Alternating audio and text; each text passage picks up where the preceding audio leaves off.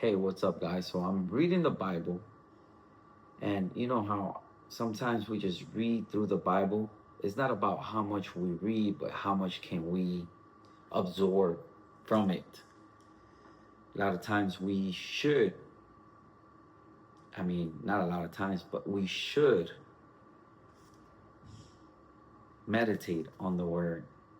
So I'm reading chapter 4 on Kings, on Second Kings, chapter 4, and there is always something to learn in the Bible. So let me read it. The wife of a man from the company of the prophets cried out to Elijah, "Your servant, my husband, is dead. And you know that he revered the Lord. But now his creditor is coming to take my two boys as his slaves."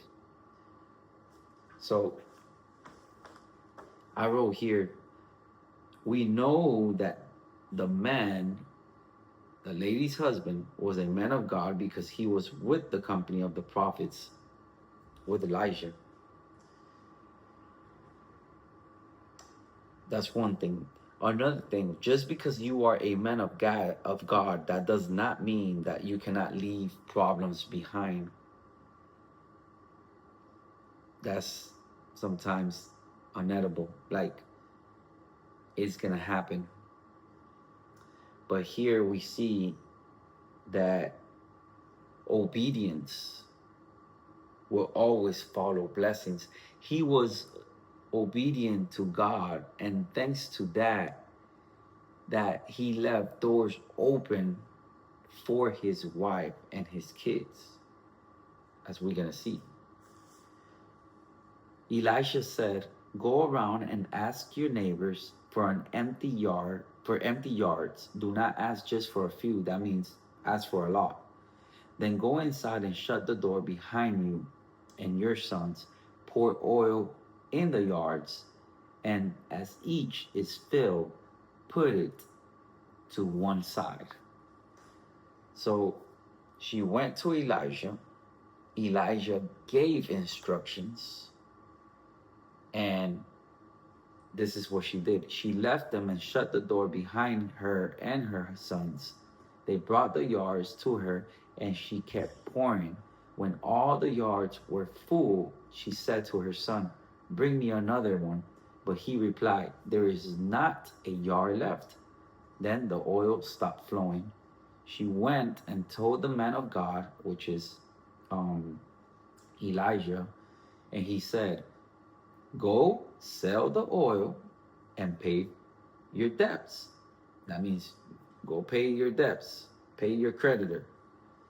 You and your sons can live on what is left.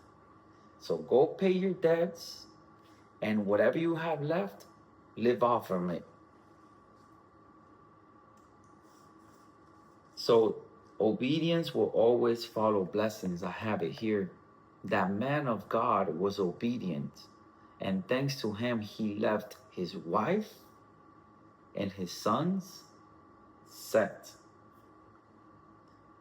Something very important, though, to receive those blessings, you need to also take action.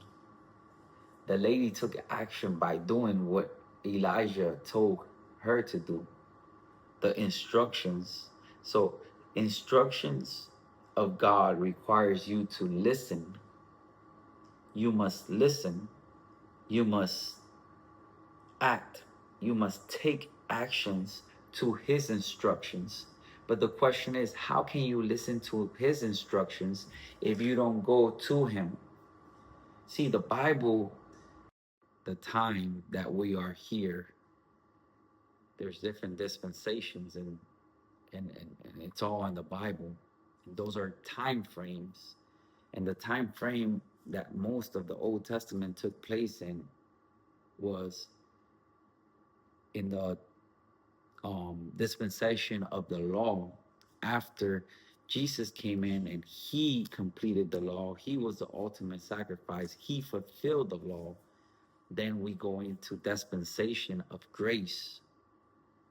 So learning how to differentiate the different dispensations here in the Bible um, is a must to understand and how to put it into practical use whenever you do read that Old Testament. But you know, when she was instructed by Elijah, and how can you put it now? Like whenever the Holy Spirit, we have our prophet, which is the Holy Spirit, which is Jesus. So how can you listen to the instructions if you don't go to him and you don't ask him for instructions? If you're not connected to the source, it's really hard for you to get the blessings without following the instructions that he wants you to do. So it's like, let your will be done.